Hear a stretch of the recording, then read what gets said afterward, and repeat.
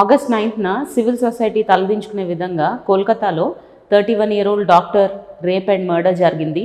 అప్పటి నుంచి Indian medical association, doctors and health care professionals country వైడ్గా ప్రొటెస్ట్ చేస్తున్నారు. వాళ్ళు చేస్తున్న డిమాండ్స్లో ఒకటేంటి అంటే సెంట్రల్ గవర్నమెంట్ కంట్రీ మొత్తం ఇంప్లిమెంట్ అయ్యే విధంగా ఒక లెజిస్లేషన్ తీసుకురావాలి అని. 2019లో union health ministry health care services, personnel and clinical establishments, prohibition of violence and damage to property అనే డ్రాఫ్ట్ బిల్ని ఇంట్రడ్యూస్ చేసింది. బట్ కొన్ని objections ministry of home affairs raise చేసింది.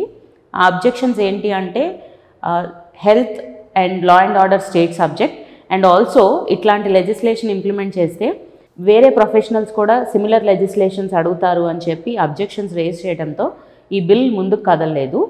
అండ్ ఇప్పుడు ప్రొటెస్ట్ చేస్తున్న డాక్టర్స్ ఇంకో డిమాండ్ ఏంటి అంటే ఎయిర్పోర్ట్స్ అండ్ అదర్ ఎస్టాబ్లిష్మెంట్స్ ఎలా అయితే 24/7 సెక్యూరిటీ ఉంటుంది అండ్ సర్వేలెన్స్ మెజర్స్ ఉంటాయి, సిమిలర్లీ అట్లాంటి సెక్యూరిటీ అండ్ సర్వేలెన్స్ మెజర్సే హాస్పిటల్లో కూడా ఇంప్లిమెంట్ చేయాలని డిమాండ్ చేస్తున్నారు.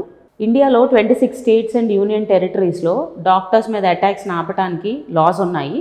ఆంధ్రప్రదేశ్ ఇండియాలోనే ఫస్ట్ స్టేట్ ఈ డాక్టర్ మీద జరిగే అటాక్ని కాగ్నిజబుల్ అండ్ నాన్ బెయిలబుల్ అఫెన్స్గా గుర్తించింది.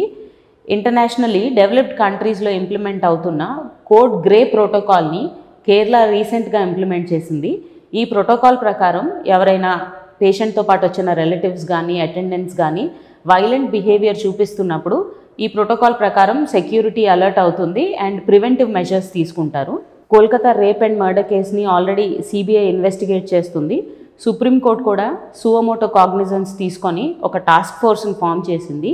ఈ టాస్క్ ఫోర్స్ రెస్పాన్సిబిలిటీ ఏంటంటే హాస్పిటల్స్ అక్రాస్ ది కంట్రీలో ఉన్న సెక్యూరిటీ మెజర్స్ని ఇవాల్యుయేట్ చేసి ఇంకా బెటర్ సెక్యూరిటీ ఎలా ప్రొవైడ్ చేయొచ్చు, డాక్టర్స్ సేఫ్టీని ఎలా ఎన్ష్యూర్ చేయొచ్చు అని ఒక రిపోర్ట్ ఇస్తుంది. గవర్నమెంట్తో పాటు మనకి కూడా as a part of civil society కొన్ని రెస్పాన్సిబిలిటీస్ ఉన్నాయి. విమెన్ అండ్ గర్ల్స్కి సెల్ఫ్ డిఫెన్స్ టెక్నిక్స్ నేర్పించడం ఒకటి, ఇంకొకటి మెన్ అండ్ బాయ్స్కి జెండర్ సెన్సిటివిటీ మీద అవేర్నెస్ క్రియేట్ చేయాలి.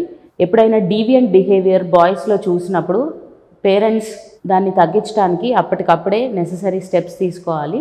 సో హోప్ఫుల్లీ ఇట్లాంటి గాస్లీ ఇన్సిడెంట్స్ ఫ్యూచర్లో జరగకుండా ఉండాలని కోరుకుందాము.